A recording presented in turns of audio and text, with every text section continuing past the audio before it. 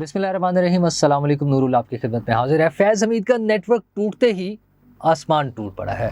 इमरान रियाज जैसे लोग फैज़ हमीद के ख़िलाफ़ बातें कर रहे हैं। पार्टी टूट फूट का शिकार है। नए लोगों को फंसाने और बचाने की बातें हो रही हैं। फैज़ हमीद की वजह से कौन कौन और फंसेगा? पुलिस वाले, फ़ौजी, जजेस, सहाफ़ी, बिजनेसमैन, कौन कौन इस नेटवर्क में आएगा? वैसे तो जमाइमा बीबी भी परेशान हैं। उन्हें क्या परेशानी है और अब वो क्या कह रही हैं? और परेशानी तो हम सबको है इंटरनेट की वजह से, जिसकी वजह से एक तो एक आम आदमी का वो मे बी टिकटॉक देखना या सोशल मीडिया इस्तेमाल करना, जहाँ वो इफ़ेक्ट हो रहा है, वहीं पर मुल्क की इकॉनमी को बड़ा नुकसान भी हो रहा है। वो क्या नुकसान है? लेकिन इन सब बातों से पहले असल कहानी की तरफ आते हैं, और असल कहानी है इमरान खान और फैज़ हमीद का गठजोड़। और वो गठजोड़ मुसलसल चलता रहा। डबल गेम, ट्रिपल गेम, वो जो कहते थे ना पहले भी खेलते थे, वो इस दौर में भी होती रही। मुख्तलिफ औकात में हमने देखा, ये कहानियाँ आई हमारे सामने कि फैज़ हमीद ने ताउन शुरू कर दिया। मतलब हुआ ना कि कुछ केसेस में, कुछ जजेस के हवाले से, कुछ और केसेस में कि फैज़ हमीद साहब ताउन कर रहे हैं और चीज़ें ठीक होने की तरफ जा रही हैं। लेकिन हर ताउन के बाद पता चला कि गेम डबल हो रही है, और वो डबल गेम में इमरान खान को सपोर्ट करते रहे, अपना नेटवर्क चलाते रहे और मौजूदा हुकूमत को डिस्टेबलाइज़ करने की कोशिश, मौजूदा हुकूमत की पॉलिसियों को नाकाम बनाने की कोशिश। और एक बड़ी ऑब्वियस सी बात है ना, मौजूदा हुकूमत में फ़ौज और हुकूमत उसी तरह से एक पेज पर है, बल्कि शायद उससे भी ज़्यादा एक पेज पर है जिस तरह से इमरान खान के दौर में थे। बाजवा साहब थे ना शुरू में बड़ा सेम पेज पर। तो उन सब बार बार की वार्निंग्स के बावजूद, मतलब आर्मी की तरफ से ISPR के थ्रू और खुद आर्मी चीफ के मुख्तलिफ बयानात में जब बार बार ये बयान आ रहा था कि डिस्टेबलाइज करने की किसी कोशिश को कबूल नहीं किया जाएगा, हम सामने खड़े होंगे, मुकाबला करेंगे, डिजिटल दहशतगर्दी की बात हुई। लेकिन फैज़ हमीद थे कि बाज ही नहीं आते थे। वो पहले बातें हुई कि उन्हें रोका गया, उनकी वो महदूद हुई, मूवमेंट महदूद हुई। एक मरतबा वो कहानी आई कि जनाब इधर लाहौर में गिरजा चौक के करीब उनकी गाड़ी को रोक लिया गया। वैसे तो एक दफ़ा बाजवा साहब की बारे में भी कहानी आई थी कि वो डी वॉटसन के बाहर उनको गाड़ी पे रोका गया। जब ये सारी चीज़ें चलती रही, लेकिन बाजवा साहब बराह रास्त इन्वॉल्व नहीं हुए अभी तक की इतलात के मुताबिक। रिटायरमेंट के बाद इस हुकूमत को या इस निज़ाम को या इस सिस्टम को डीरेल करने में। लेकिन फैज़ हमीद चूँकि पहले से खिलाड़ी थे और उन्होंने हर जगह, वो जो हम पहले बातें करते थे ना, फील्डिंग लगाई हुई थी, टॉप से लेके बॉटम तक उन्होंने अपने बंदे भर्ती किए थे और अपनी उनकी एक्टिविटीज़ थी। और जेलों के हवाले से तो फिर ये भी पता चला कि वो जो होती थी ना वो जो रेनोवेशन और कंस्ट्रक्शन और फर्दर चीज़ें, उसमें भी बहुत सी चीज़ें वहाँ पर फिक्स कर दी गई, जिनके ज़रिए वो मॉनिटरिंग हो रही थी। और डाटा का तो पहले ही कहानियाँ आती थी कि वो शायद उन्होंने एक पैरेलल निज़ाम बनाया हुआ था, वो सारा वहाँ चला जाता था। तो जेल के हवाले से साबिक IG जेल खाना जात मिर्ज़ा शाहिद बेग की जो गिरफ़्तारी है वो भी बड़ी अहम है। अगरचे ज़ाहिर है वो पुराने आदमी हैं, अभी फौरी तो नहीं वो कुछ कर रहे थे, लेकिन वो कनेक्टिविटी थी। अब जो गिरफ़्तारियाँ हो रही हैं वो सारे कॉन्टैक्ट्स की बेस पे बड़ा नाप तोल के, छानबीन करके और देख कर विद प्रूफ कि कौन क्या कर रहा है, उसकी बेस पे गिरफ़्तारियाँ हो रही हैं। और ये तो IG जेल खाना जाते हैं। इससे पहले आपको पता है डिप्टी सुपरिटेंडेंट जेल पकड़े गए। और अब तो वो भी कहानी आ रही है कि वो जो बताया जाता था कि इमरान खान साहब की ज़हनी हालत ठीक नहीं है और वो अकेले खड़े होकर दीवार से खिताब कर रहे होते थे, वो भी कहीं कम्युनिकेट हो रहा था। और ये कहानी है, ये जो अनफोल्ड होनी शुरू हुई हैं चीज़ें, वो रऊफ़ हसन की गिरफ़्तारी के बाद हुई हैं। रऊफ़ हसन की गिरफ़्तारी के साथ जो इक्विपमेंट, जो डिवाइसेस, जो गैजेट्स पकड़े गए, वहाँ से वो लिंक्स इस्टेब्लिश हुए। डाउट्स तो पहले भी थे, लेकिन उसको प्रॉपर इस्टेब्लिश होने में जो टाइम लगना था, वो क्लू वहाँ से मिले। और उसके बाद फिर फैज़ हमीद साहब भी अंदर हैं, उनके बाकी दोस्त भी पकड़े जा रहे हैं। 2 ब्रिगेडियर्स और 1 कर्नल का तो नाम ऑफिशियली अनाउंस हो गया है। आज ही वो बैठक में सईद चौधरी साहब तो बता रहे थे कि एक हाजिर सर्विस ब्रिगेडियर भी जो है वो भी ज़रा मुश्किल में आ गए हैं। तो और इस तरह की बहुत सारी बातें हो रही हैं कि जब उन्होंने फैज़ हमीद ने जाके जिन लोगों को फ़ोन किए, वो लोग भी अब टारगेट पर हैं या रडार पर हैं, यूँ कह लें। ये सारी चीज़ें हो रही हैं। लेकिन इसी दौरान में एक और अहम गिरफ़्तारी जो कराची में हुई है, वो काशिफ़ की गिरफ्तारी है। अच्छा, वैसे तो इमरान खान कहते थे काशिफ अब कंफ्यूज ना करो, वो काशिफ अब्बासी को कहते थे, ये एक और काशिफ है जो कराची में है, और इनके बारे में पता चला है कि इन्होंने भी अपना एक पैरेलल नेटवर्क बनाया हुआ था। अब सोच लें आप, इल्लीगल कामों के लिए कारे खास टाइप चीज़ होती है ना, जो पुलिस वालों ने रखे होते हैं, जो पुलिस के लोग नहीं होते, और बाहर से ही एसएचओ ने और पुलिस के सीनियर ऑफिसर्स ने अपने लिए बंदे रखे होते हैं, कारंदे, जिनके ज़रिए वो काम करा रहे होते हैं। तो काशिफ भी एक इसी किस्म का नेटवर्क था। अच्छा, अभी एक तो बड़ी मज़ेदार सी ऑडियो चल रही है जिसमें फैज़ हमीद साहब अबसार आलम से बात कर रहे हैं। अच्छा, उसमें ऐसे कोई बहुत बड़ी ऑब्जेक्शन वाली चीज़ नहीं है, लेकिन पता ये चाह रहा है कि वो किस तरह ऑर्डर्स दे रहे हैं कि 2 चैनल्स और मैं अपना ब्रिगेडियर भेजूँगा, बस उसको ज़रा कर दें। तो था ना ताकत। अच्छा, ये तो अबसार आलम साहब की अब ऑडियो आ गई है ना। एक कहानी मैं पहले भी जो आपको सुना चुका हूँ, वो थी शबर जैदी साहब की ज़ुबानी, कि मलिक रियाज को बचाने के लिए फैज़ हमीद साहब ने भी, पहले इमरान खान साहब ने और फिर फैज़ हमीद ने अपने ऑफिस में बुलाया और उनको शबर जैदी को कहा कि यार ज़रा इस पे हाथ थोला रखें, इनका मसला हल करें, क्योंकि उन्हें कोई नोटिस चला गया था। तो ये सारी चीज़ें उनकी मुसलसल चली जा रही थी। अबसार आलम साहब ने कमाल ये किया, अबसार आलम साहब बड़े एक बहादुर सहाफ़ी हैं जिन्होंने बहुत सी बातें पहले भी की हैं, अब भी उन्होंने बड़े खुल के तबसरे किए हैं, और आज अब तो जो उन्होंने किया है वो बड़ा ही खुल के उन्होंने ओपनली बात किया। उन्होंने कहा ISI के पैरेलल जो है उन्होंने एक अपना सिस्टम बनाया हुआ था, और उस सिस्टम को माफिया भी वो कह सकते हैं, और जराइम का एक सिस्टम चल रहा था जिसमें भत्ताखोरी, अगवा बराए तावान था।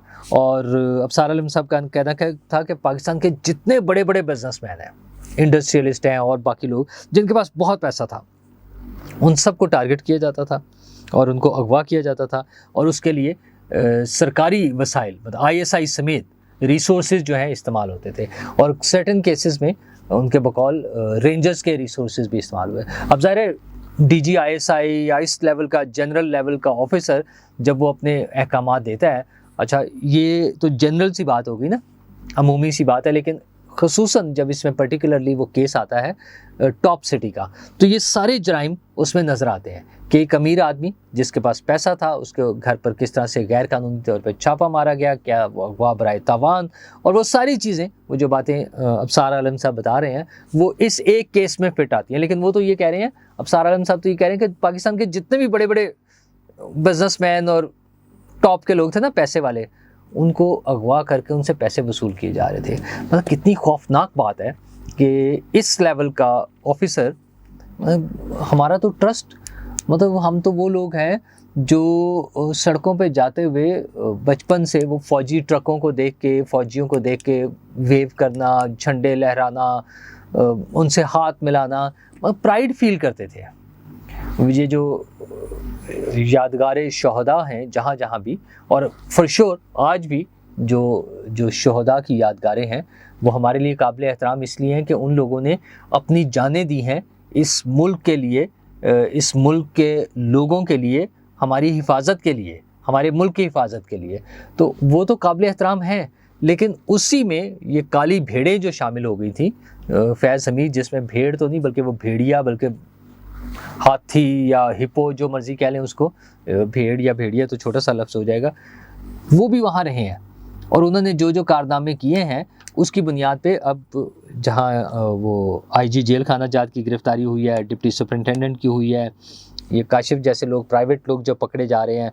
अच्छा, इसी में कुछ जजेस के भी नाम आ रहे हैं, फौजियों के अलावा 2 ब्रिगेडियर्स और कर्नल का तो पहले आ गया ना नाम, तो कुछ जजेस के नाम भी आ रहे हैं। अच्छा, उसमें बड़ा अजीब सा ये लगा कि जब इमरान खान साहब की बहन मोहतरमा अलीमा खान साहिबा ने जिक्र किया कि बंदियाल से तो हमारा कोई ताल्लुक़ नहीं, हमें तो जस्टिस बंदियाल, उन्होंने उमर अता बंदियाल, उन्होंने हमें तो नुकसान पहुंचाया।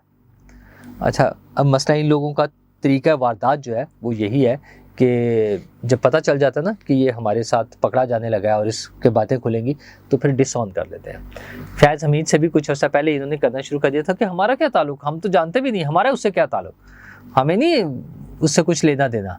तो वो अब बातें खुलनी शुरू हुई हैं। इसी तरह से ये जजेस के बारे में बात कर रहे हैं। वैसे तो मेरे ख्याल में कुछ और जजेस भी होंगे।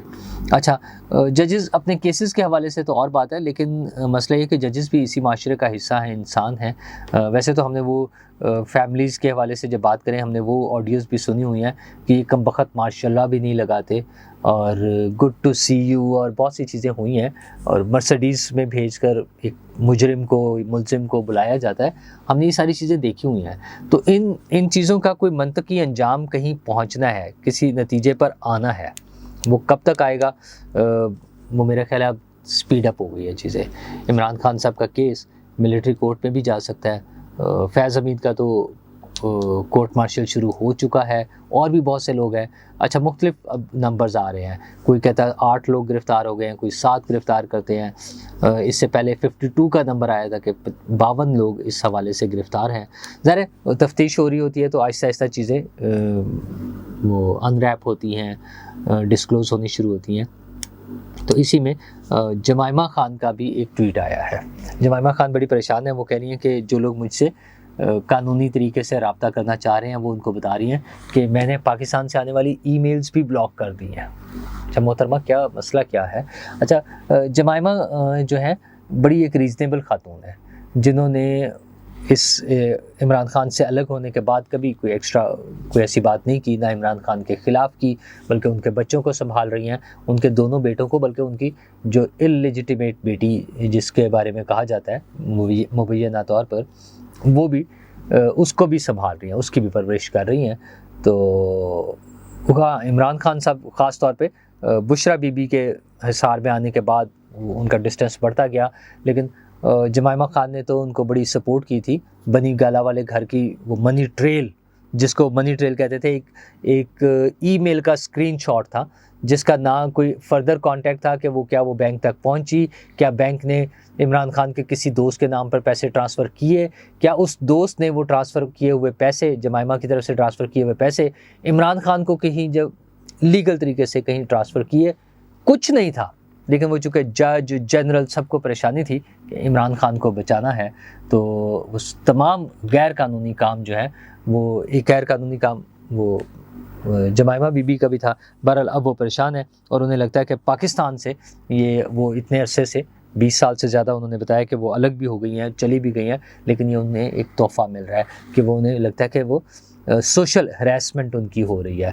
मोहतरमा, आपको अंदाज़ा ही नहीं है कि आपके खावंद नामदार साबिक इमरान खान साहब जो हैं, उनकी तरबियत किए हुए एक पौध जो है, ज़ॉम्बीज़ की जो एक नस्ल पूरी क्रिएट की है, वो किस तरह से लोगों को हरास करती है, ये भी आपको अंदाज़ा ही नहीं है, या शायद आप बताना नहीं चाह रही, वरना आज के दौर में चंद कीज़ प्रेस करनी होती हैं और सारा डाटा, सारी चीज़ें सामने आ जाती हैं। लैंग्वेज बैरियर ज़रूर होगा, लेकिन ट्रांसलेटर और अदरवाइज़ भी बहुत सी चीज़ें वाज़े हो सकती हैं, और वो तो राब्ते में भी है ना, लोगों से कभी पूछ ही लें। लेकिन इन सब चीज़ों के बावजूद किसी को भी, जब मैं इमरान खान के उस ज़ॉम्बीज़ की एक जो पौध है उसके ज़रिए हरासमेंट के ख़िलाफ़ हूँ, तो अगर कोई जमाइमा बीबी को भी हरास करता है, उन्हें परेशान करता है, तो मैं उसके भी ख़िलाफ़ हूँ, वो भी नहीं होना चाहिए। लेकिन मोहतरमा को ऐसी ट्वीट्स करने से पहले ज़रा इमरान खान साहब वाला भी तो देख लेना चाहिए। लेकिन ट्वीट्स होंगी कहाँ? VPN चला रहे हैं, VPN चला के लोग काम तो चला रहे हैं, लेकिन असल में जो इंटरनेट का मसला बना हुआ है वो परेशानी का बाइस है। एक तो आम घर में जिसने बैठ के वीडियोस देखनी थी, कोई चैट करनी थी, कोई रील्स देखनी है, कोई शॉर्ट्स देखनी है, वो तो चलें काम गुजारा हो जाएगा। लेकिन मसला ये है कि पाकिस्तान की IT इंडस्ट्री को बड़ा नुकसान है। फाइबर ने तो ऑफिशियली यहाँ से क्लोज़ कर रहे हैं। पाकिस्तानी फ्रीलांसर्स के जो काम थे, चूँकि ज़ाहिर है वो डिलीवर नहीं हो पा रहे हैं। मसला ये है कि यार ये एक ऐसी इंडस्ट्री है जिसमें बहुत बड़ी तादाद में लोग इन्वॉल्व हैं, और ये बिलियंस ऑफ डॉलर की इंडस्ट्री है। अगरचे हम अभी इसमें बहुत आगे नहीं हैं, लेकिन उसके बावजूद हम कोई 3-4 बिलियन डॉलर का हमारा स्कोप है, या जिस पे हम काम कर रहे थे। तो ये इंटरनेट के बंद होने से, ये हमारी सोशल मीडिया प्लेटफॉर्म्स के बंद होने से, इंटरनेट की स्पीड कम होने से, वो सारी चीज़ें इफ़ेक्ट होती हैं। फाइबर का जैसे मैं मिसाल दे रहा हूँ, ऑफिशियली वो बंद कर रहे हैं, तो हुकूमत को सोचना होगा कि ये डिजिटल दहशतगर्दी वालों को अगर पकड़ना है, जैसे फैज़ हमीद को पकड़ा है, आइडेंटिफाई करें यार, देर होती जा रही है, उससे नुकसान हो रहा है, मुल्क का नुकसान हो रहा है। जो लोग हैं जो जराइम में मुलव्वस हैं, जो हुकूमत को डिस्टेबलाइज़ करने के जुर्म में मुलव्वस हैं, जो सिस्टम को फेल करना चाहते हैं, उन सबको पकड़ें, लेकिन आम आदमी का नुकसान नहीं होना चाहिए। उसके लिए जितनी जल्दी मुमकिन हो सके इन चीज़ों को रैप अप करें। जो मुजरिम हैं, जो गुनहगार हैं, उनको एक तरफ कर दें, उनको सज़ा दें, उनको कानून के कटहरे में खड़ा करें, कानून के मुताबिक चलें और बाकी लोगों की ज़िंदगियों को आसान बनाएं। वैसे ही बड़ी मुश्किलें हैं और उन मुश्किलों में आज एक अच्छी खबर आई है, जब नवाज़ शरीफ साहब ने प्रेस कॉन्फ्रेंस की है, प्रेस कॉन्फ्रेंस या जो भी खिताब था, और वो बिजली के बिलों में 14 रुपये का रिलीफ दे रहे हैं पर यूनिट, 500 यूनिट के जो यूज़र हैं उनके लिए, जो लोग 500 यूनिट तक इस्तेमाल कर रहे हैं उनके लिए। चले, मैं तो कहता हूँ वो जो 200 वालों के लिए फेवर मिल रही थी, जो 300 वालों के लिए मिल रही है, अच्छी बात है, किसी को तो फेवर मिल रही है ना। आज 500 वालों के लिए मिल रही है, कल को शायद मियाँ साहब को ख्याल आ जाए और ये IPPs का जो जुल्म हो रहा है इसको कम करें, इसको रुकवाएं, तो बाकी लोगों को जो 500 से ज़्यादा यूनिट यूज़ करते हैं, जिन्होंने घर में 1 या 2 AC भी चलने हैं कुछ देर, उनको भी कोई सहूलत मिलनी चाहिए, उनकी भी ज़िंदगी आसान होनी चाहिए। शुक्रिया।